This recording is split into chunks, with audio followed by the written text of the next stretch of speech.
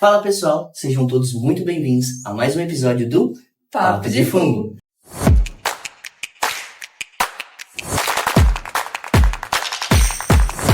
Para quem não me conhece, meu nome é Caio Dourado Barbosa, sou um dos apresentadores aqui do podcast e hoje, juntamente com a Heloísa Farias da Silva, vamos entrevistar um professor que, assim, pra lá de especial, não é mesmo? Isso mesmo. Hoje nós vamos conversar um pouco com o professor Dr. Rafael Wesley Bastos. Ele é licenciado e bacharel em Ciências Biológicas, com ênfase em Microbiologia pela Universidade Federal de Viçosa. Fez o mestrado e doutorado em Ciências Biológicas, com ênfase na Microbiologia, pela Universidade Federal de Minas Gerais. Fez um período do doutorado fora, o doutorado sanduíche, em Paris, na França. Realizou o pós-doutorado no Departamento de Microbiologia Médica e Imunologia nos Estados Unidos e na USP. Atualmente é professor adjunto na Universidade Federal do Rio Grande do Norte, onde conduz pesquisas com focos em mecanismos de ação e resistência aos antifúngicos, biologia de fungos causadores de micoses oportunistas, interação bactério-fungo hospedeiro, potencial bioativo de peptídeos sintéticos e semissintéticos e microbiologia e saúde única. Também é pesquisador e membro do Conselho Administrativo do INCT Fungos Patogênicos, membro do colegiado do curso de Biomedicina e do Programa de Pós-Graduação em Biologia Parasitária aqui da UFRN, vice-coordenador do Grupo de Estudo e Ações em Saúde Única e vice-coordenador de especialização em microbiologia clínica. Muitas coisas, né? É um prazer. Já sente aí o peso, né? É pressão. É um prazer, professor Rafael, recebê-lo aqui em nosso podcast, para a gente conversar um pouquinho sobre a sua trajetória acadêmica, curiosidades também. Tá, joia. E aí, inicialmente, a gente queria saber como é que a biologia entrou na sua vida, como é que chegou até você?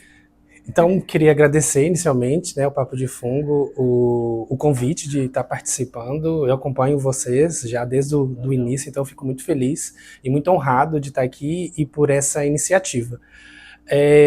Eu, inicialmente, lá no interior de Minas Gerais, que eu sou do interior de Minas Gerais, eu sempre quis fazer psicologia. Então, até meu ensino médio, eu quis fazer psicologia. Eu não tenho aquela história bonita, dos biólogos que desde pequeno lê um livro, ou se interessava para ciência, ou assistia uma série, alguma coisa nesse sentido. Eu não tenho essa história. Bicho na natureza. Bicho na natureza. Então, assim, não é essa a minha história. A minha história é de uma pessoa que gostava muito de história, muito de comportamento humano e também de biologia, que envolve. Mas no ensino médio, especificamente no segundo ano do ensino médio, acho que a minha inspiração foi um professor, que eu acho que diz muito sobre a minha história também, minha trajetória. Foi uma professora, essa professora era uma professora de um cursinho, e ela não era bióloga, ela era odontologista, então ela era dentista que dava aula de biologia. E eu acredito que daí que surgiu o meu interesse pela biologia. Eu já tinha alguma afinidade, eu sempre fui muito bom para decorar coisas, então eu conseguia decorar ciclos, aquelas, que a gente sabe que faz parte da biologia. Sim. A biologia não é só isso, mas faz parte da biologia. Então, juntando esse amor que ela conseguia passar por meio das aulas, junto com essa minha facilidade, no segundo ano eu mudei de opção e fui prestar vestibular para biologia. Então, foi mais ou menos assim que a biologia entrou na minha vida. É interessante, bacana, porque essas histórias nos surpreendem, E no primeiro episódio que a gente teve aqui em relação ao INCT com o professor Bruno Goto, ele falou sobre a trajetória dele e ele disse que queria ser garçom quando criança. Então, meu Deus! E depois realmente foi bem biologia. Diferente. Então, realmente, cada trajetória é uma e muitas vezes os professores nos inspiram, a seguir. Isso me fez lembrar também quando eu entrei na biologia, porque foi parecido com ele. Foi no cursinho e o professor Thales, que ele dava aula de biologia, e eu comecei a gostar mais. Mas ainda não gosto muito do ciclo de Krebs, não, mas já passou. E interessante que quando eu estava na dúvida se fazia biologia, bioquímica, farmácia, e talvez eu ia fazer bioquímica, que era um curso específico que tinha em Viçosa, na universidade onde que eu formei, porque eu não queria ser professor. Justamente dessa ideia que aquele professor eu fiz minha vida toda em escola pública, de passar por aquilo tudo que eu via que meus professores passavam. E mal sabia que um dos meus grandes amores era a docência, Infelizmente a gente eu via isso e não sentia que eu queria ser aquela pessoa, até realmente eu ver, talvez, durante a universidade, nos primeiros períodos eu falei, não, eu quero ser essa pessoa que está aqui me ensinando, eu quero inspirar e ensinar essas Essas E ele não pessoas. parou, né? Porque vindo na UFRN agora tá com um programa de pós-graduação novo, né? É, De biologia parasitária. exatamente. Muito legal. E aí, professor, quando você chegou lá na biologia, na graduação, como que você se enquadrou ali na microbiologia? Já pensava nisso depois que entrou? Ou foi surgindo de alguma forma? É outra coisa interessante, porque quando eu me interessei para microbiologia, eu confundi um pouco, porque no ensino médio muito pouco é falado, né? Essa bactérias, fungos, vírus. Então, assim, você vê com poucas aulas. Só que você via muito protozoários, né? Os ciclos. Então eu confundia, na minha cabeça, que isso era microbiologia. Né? Apesar de que em alguns lugares as coisas são dadas meio juntos, né? Então acho que na verdade eu gostei da biologia parasitária, vamos dizer assim, e eu confundia a biologia parasitária, que inclui tudo isso, com microbiologia. Então quando eu entro na universidade, eu tinha certeza, e olha que eu sou libriano, eu sou bem da dúvida, mas do ponto de vista de profissional, eu sou bem, é isso que eu quero e o que eu preciso de fazer para chegar. Mas não me peça para escolher pizza ou hambúrguer, porque eu não vou conseguir. Então eu entrei na universidade já querendo fazer microbiologia, já gostando dessa área. Então eu já permeei desde os primeiros períodos esse caminho. Então foi algo mesmo confuso na minha cabeça, né? Pensando hoje no que é a microbiologia e outras áreas, eu já entrei com esse sentimento que era isso e realmente me encontrei dentro da microbiologia. E aí, inicialmente você passou por vários laboratórios, já foi no primeiro, ficou? Eu já era aquele... Então, assim, acho que todo mundo, né, quando entra, eu vejo isso dos estudantes, né, já quer fazer estágio, já quer ter uma oportunidade. Ganhar bolsa. Ganhar bolsa, principalmente. Então, no terceiro período eu consegui uma oportunidade, mas para trabalhar com totalmente diferente do que eu trabalhei o resto da minha vida. Eu fui trabalhar com cianobactéria.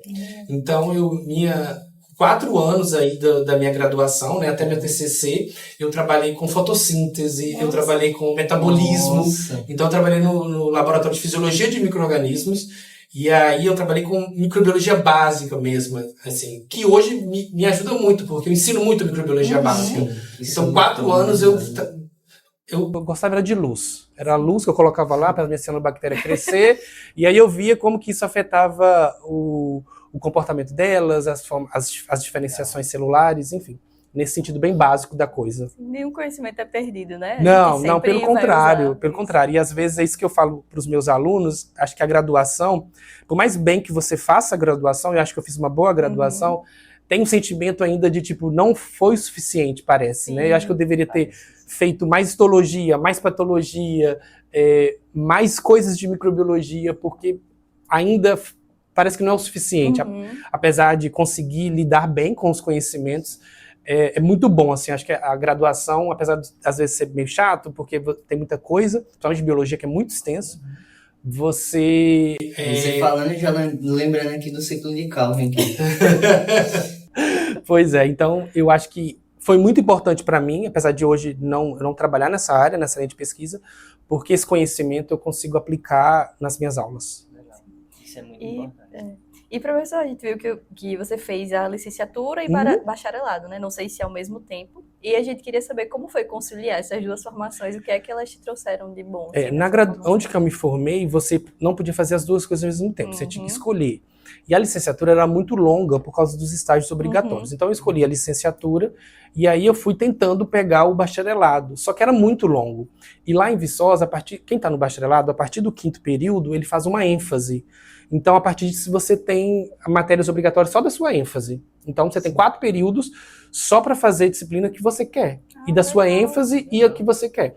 Então, e aí quando eu queria fazer ênfase em microbiologia, era ênfase com mais disciplinas obrigatórias. Então, eu tive que fazer muitas disciplinas. Então, foi um pouco desafiador, porque a licenciatura era muito grande, a microbiologia era muito grande.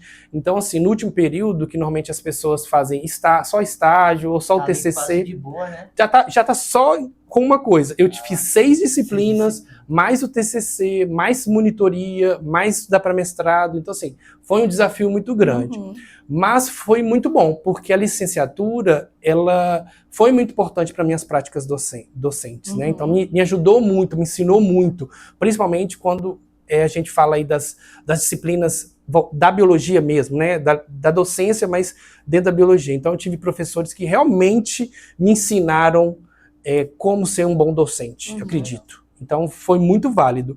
E o bacharelado, ele é uma coisa maravilhosa, porque as disciplinas eram muito boas, muito bem dadas, e eu amo a microbiologia, então eu acredito que eu poderia trabalhar em qualquer uma das áreas da microbiologia que eu conseguiria achar muito valor e prazer fazer isso.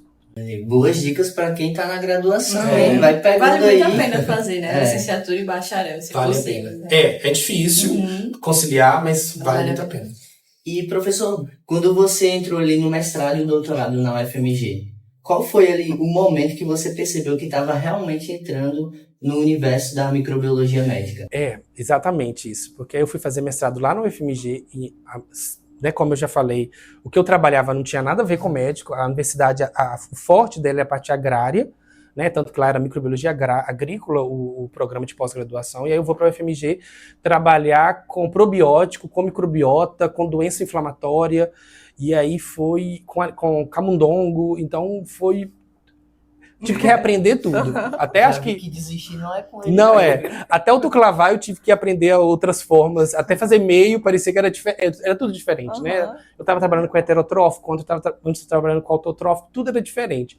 Então o mestrado, eu acho que é um momento para a gente aprender ainda, sabe? Então eu sinto que eu era um aluno mesmo, né? Quase um graduação plus, assim. Mas rápida, né? E rápido. Você não tem muito... É isso. Então, é aprender tecnicamente mesmo, sabe? Fazer os experimentos, trabalhar com camundongo, trabalhar com aquele micro-organismo, né? Eu trabalhava com uma levedura que foi isolada do processo de fermentação de cachaça. E essa levedura, o meu orientador na época, ele tinha anteriormente caracterizado os aspectos probióticos dela, ou seja, quando ela era administrada, ela causava benefícios, né? Protegia contra doenças, etc. E aí eu testava isso para uma condição chamada mucosite, que é quando os pacientes tratam contra o câncer. E aí tem alguns efeitos colaterais.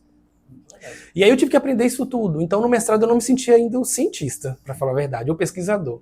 E aí no doutorado, quando eu vou trabalhar com micro-organismos patogênicos realmente, né? Porque até então eu estava fazendo o micro-organismo era uma coisa muito legal. Era probiótico, era dar para camundongo, ajudava contra a inflamação, contra esses efeitos.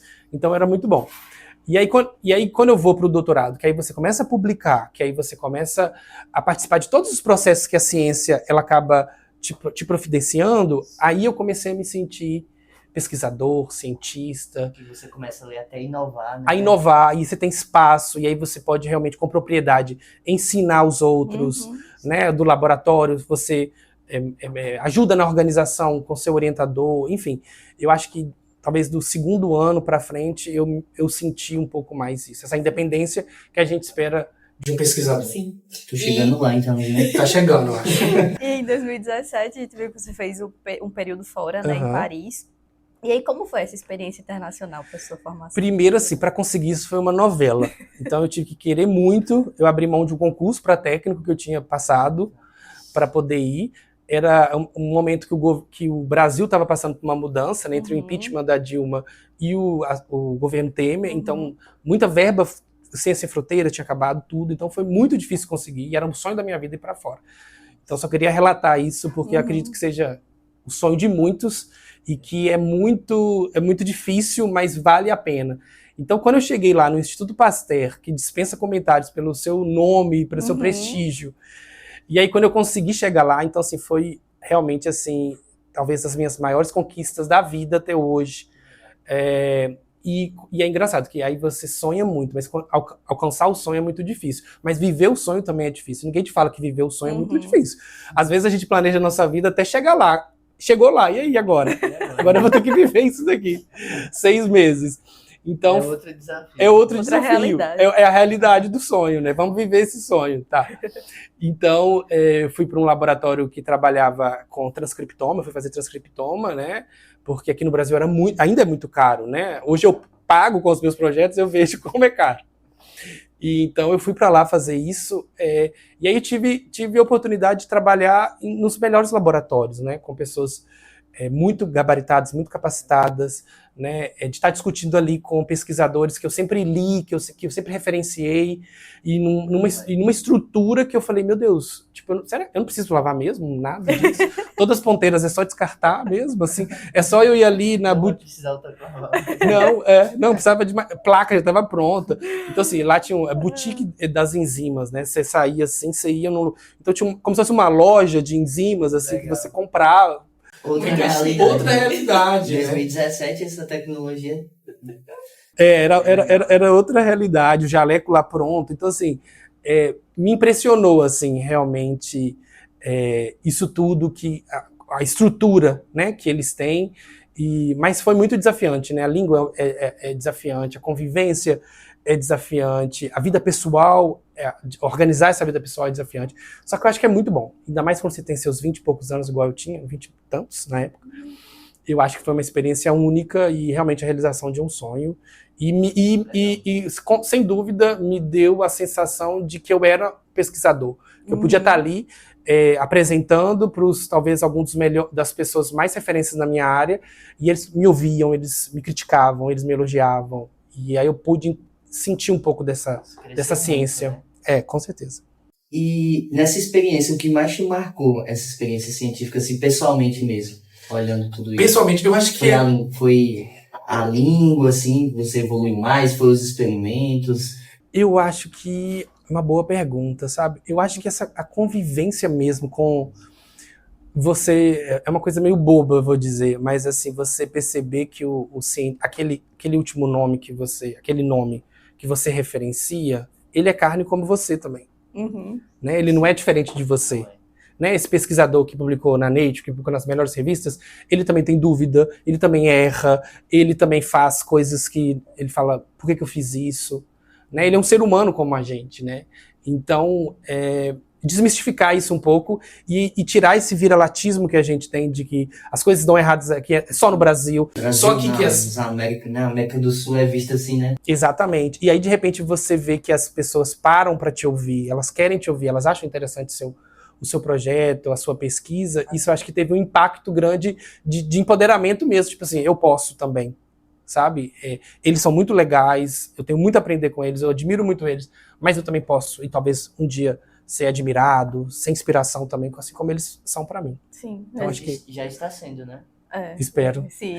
Eu acho que é importante falar sobre isso, porque realmente a gente está lendo ali um artigo, alguma coisa, e a gente pensa que aquele cientista nunca erra, não pensa em toda a trajetória, né? Que, de fato, é um ser humano como a gente também pode chegar lá. Um dia, né? Inclusive, tinha uma época, né, que os cientistas, alguns estavam tweetando mensagens reais da vida e dos artigos, sem identificação. E aí a pessoa falava assim, eu deixei nesse artigo 3 dias porque era final de semana e eu não queria no final de semana no laboratório. Então, assim, gente como a gente, né, que deixa na geladeira, que deixa de fazer o experimento, que faz mais tempo para não pegar o final de semana. Então, são gente como a gente e as coisas funcionam. Eu lembrei agora quando eu entrei no mestrado, minha primeira espécie nova que eu publiquei, ela foi aceita, aí eu comecei a conversar com o editor da revista. E ele foi bem legal, assim, eu percebi que ele é gente como a gente. Aí ele, que legal, meu filho mora no Brasil e tudo mais. Nossa. Aí depois eu mostrei pro meu orientador e ele falou, menino, você tá doido? Como é que você conversa assim? Mas eu acho que talvez... ele bem tranquilo, assim. E eu acho que quando principalmente a gente é estudante, a gente talvez não... Quanto menos barreiras você tiver na sua vida, né... minha aluna tá lá no laboratório agora, por exemplo, como que eu faço essa solução? Fala, olha, não coloque, você vai conseguir fazer uma solução, não coloque, só tal pessoa vai conseguir fazer tal solução, é só o meu orientador consegue conversar com essa pessoa, e a gente se surpreende quando a gente abre espaço, né? E não tem essas barreiras, como tudo, né? Isso é muito interessante. Eu lembro também de um outro trabalho que eu admirava muito, um pesquisador da nossa área, que é o Crows, né? Ele tem até uma revista da Fluplanet. Aí o cara, meu sonho é publicar nessa revista. Só que pra mim era... Só que pra mim era como se fosse algo impossível. Ainda mais no mestrado, que você tá aprendendo. E não é que deu certo no final. Eu falei, cara, não é... E é eu também sou como todos. E aí eu falo muito isso pros meus estudantes e queria compartilhar, assim, tenha sonhos e tenha objetivos, o mais difícil que seja. Eu falava desde criança, não sei porquê, acho que eu gostava muito da Revolução Francesa, né? E falava, vou pra França, eu vou pra França.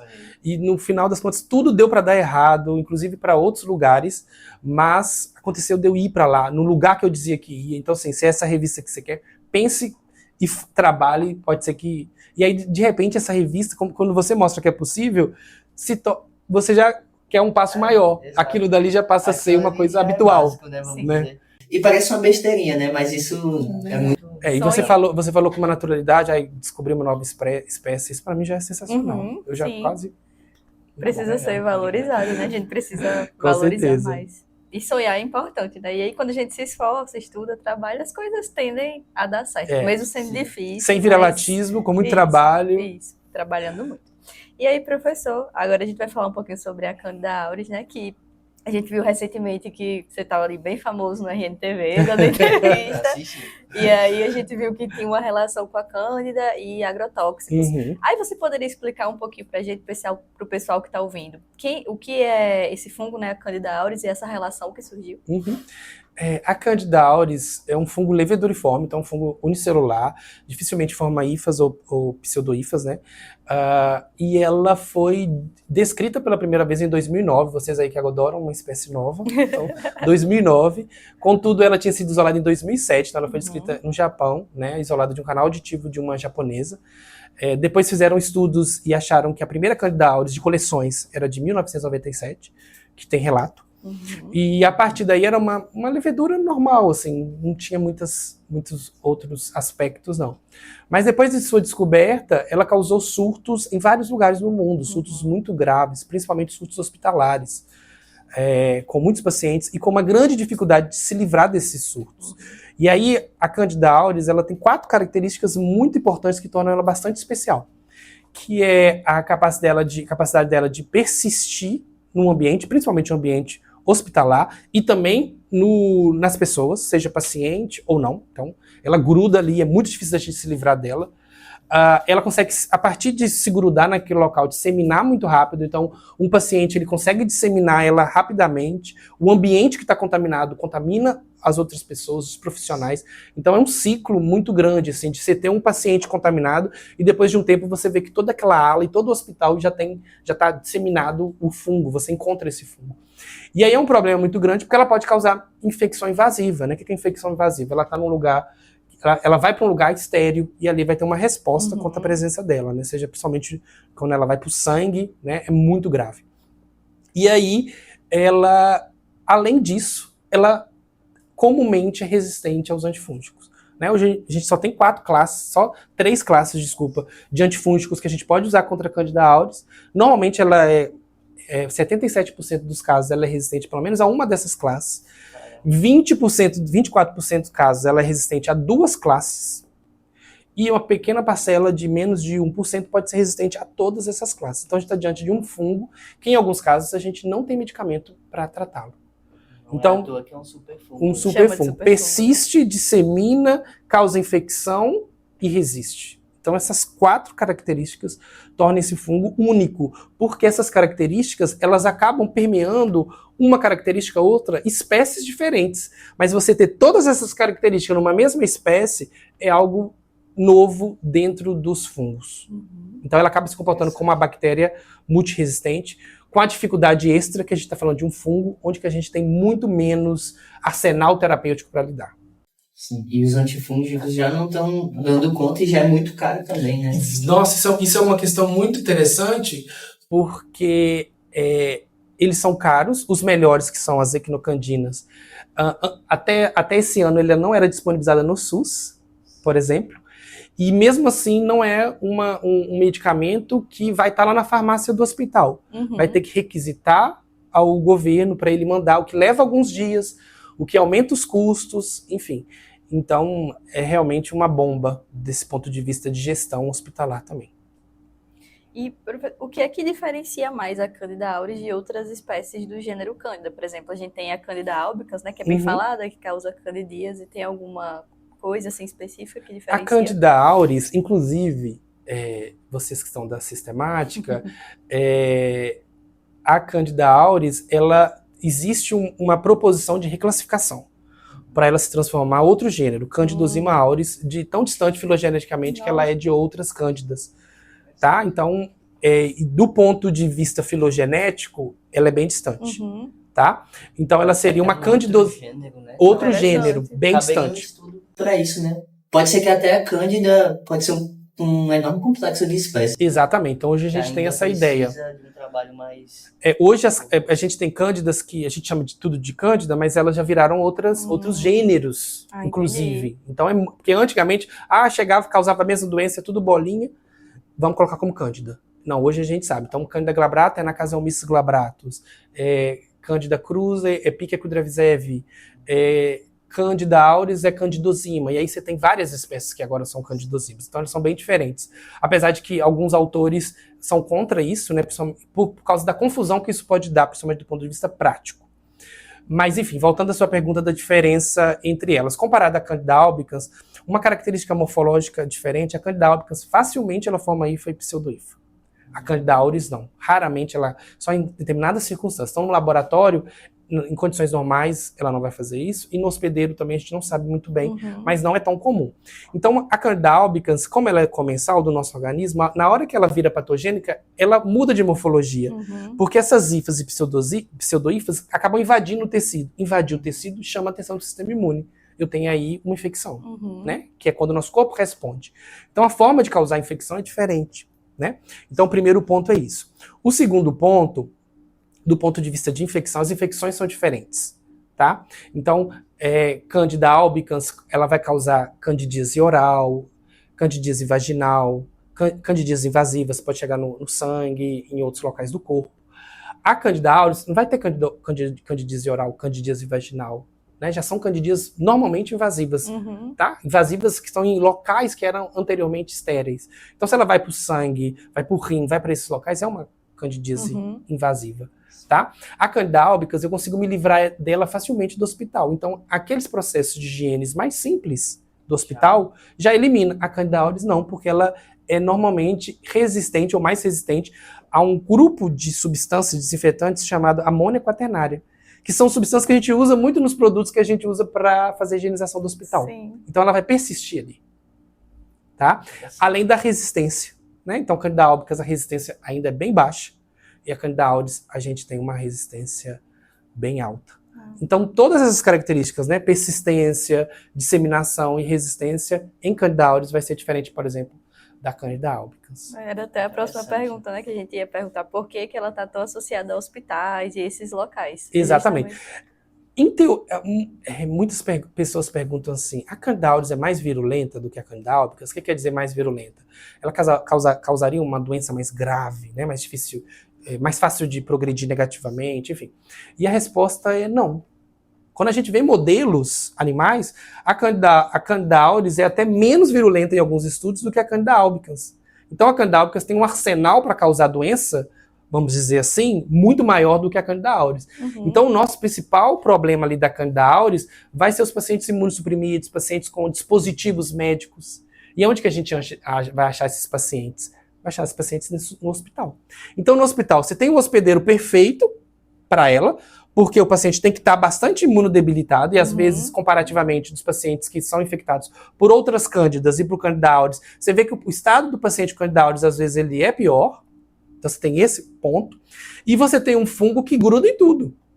E que transmite facilmente ali,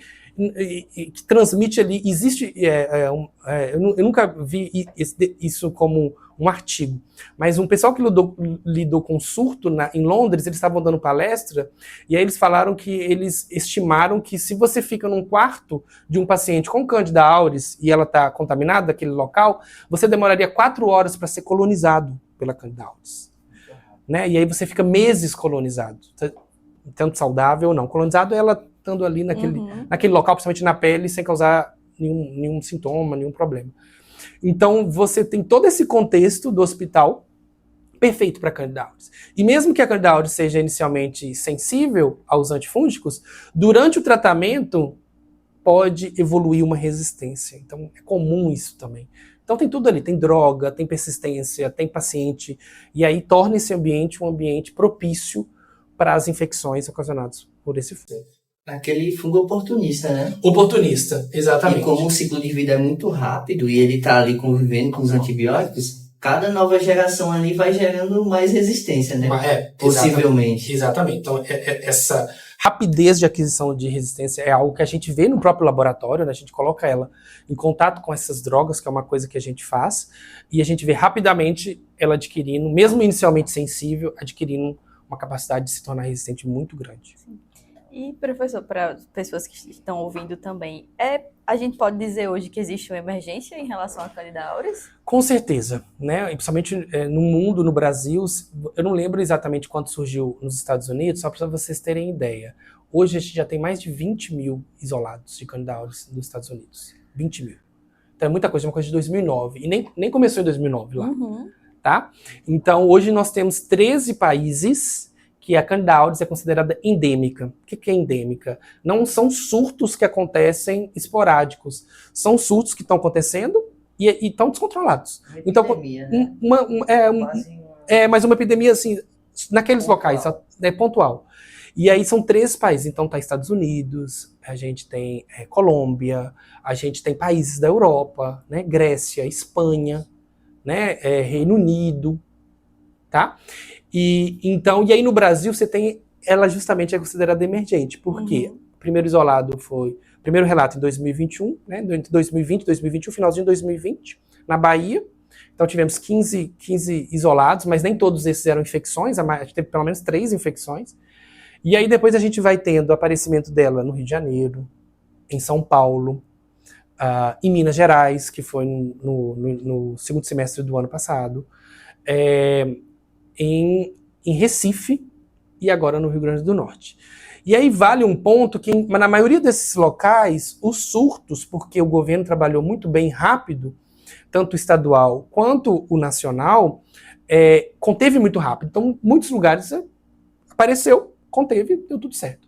Mas em Recife, a gente já tem mais de 12 surtos de Candida auris. Em Pernambuco. Então, uma opinião minha, né, o medo de se tornar endêmico a Candida auris lá, por questões, inclusive, estruturais. Eu acho que a Candida auris, ela chega para jogar na nossa cara as mazelas que a gente vê nos hospitais, né, de infraestrutura, de práticas, boas práticas de higiene, de lidar com o paciente, enfim. Então ela escancara isso. Então, com certeza, hoje a gente no Brasil... Falta de medicamento, longa espera, tudo isso vai... Tudo isso, de infraestrutura mesmo, né? Hoje a Anvisa ela tem uma contagem, né, de isolados de Candida auris, já foram isolados mais de 134 no Brasil. Já foram isolados. Em torno de 10% deles causam infecção realmente, né? A maioria é colonização, está colonizado o paciente ou superfície. Então tem crescido, né? Então a gente está vendo aí Pernambuco que toda vez estoura um surto em um local diferente, ou no mesmo local. Agora a gente está vendo aqui que é o 6º estado. E talvez a gente ainda não saiba dos outros por causa da dificuldade em diagnosticar a Candida auris. Porque aqui, quando chegou um equipamento, que é o Malditoff, que é o melhor equipamento para fazer isso, chegou no LACEN, depois de 4, 5 meses, 4, 6 meses, vamos dizer assim, a gente tem o isolamento e a identificação. Para ter gerado uma grande... E aí eu acho que quando melhora essa capacidade dos estados de diagnosticar e identificar fungo, a gente começa a descobrir que ela já estava ali, talvez. Sim. E quando eu tenho uma dúvida, assim, quando ela tá no hospedeiro sem fazer nada, talvez você até passe por pessoas que estejam com certeza com ele infectado, mas ainda ela não tá causando nada. Não, né? E aí não tem um problema necessariamente, por causa que ela não é um patógeno primário. O problema é quando você vai precisar de um procedimento cirúrgico, você tem uma imunossupressão e ela alcança outros tecidos, né?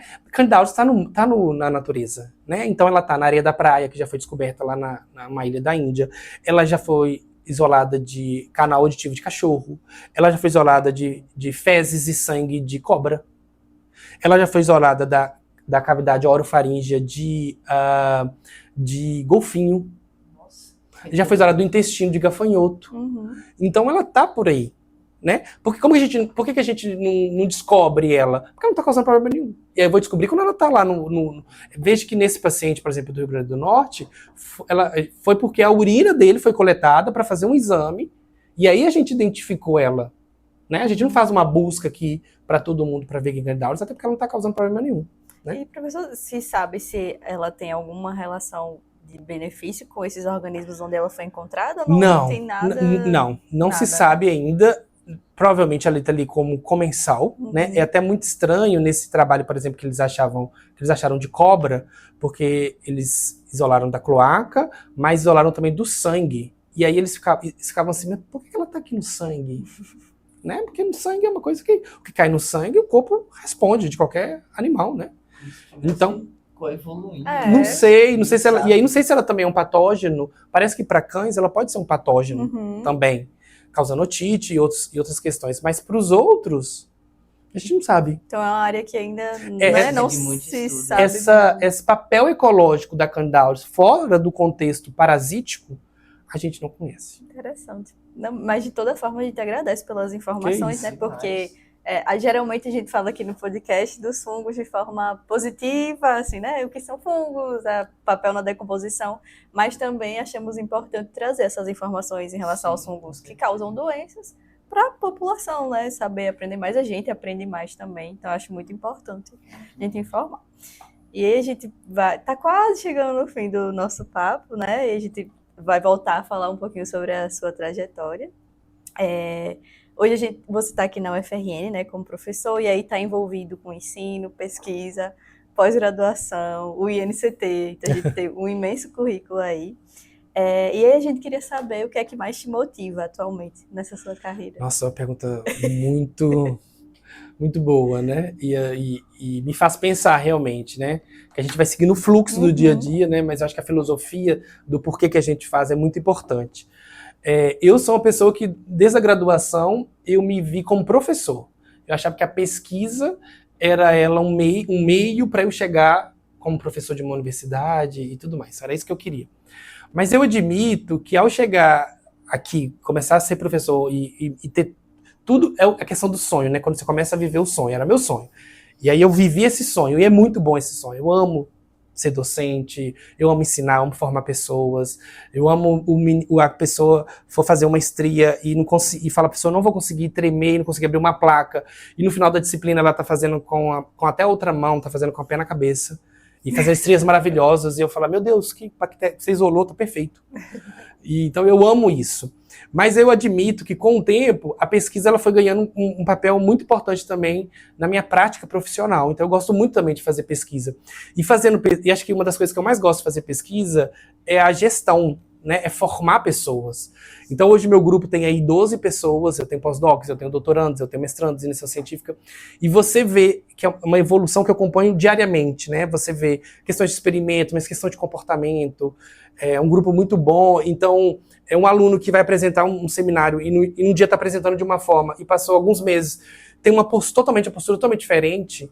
Então isso me motiva. Então eu acho que ainda essa questão da formação de pessoas, seja como professor, docente mesmo, que a gente imagina de ensino, seja na pesquisa, eu acho que é uma das coisas que mais me motivam.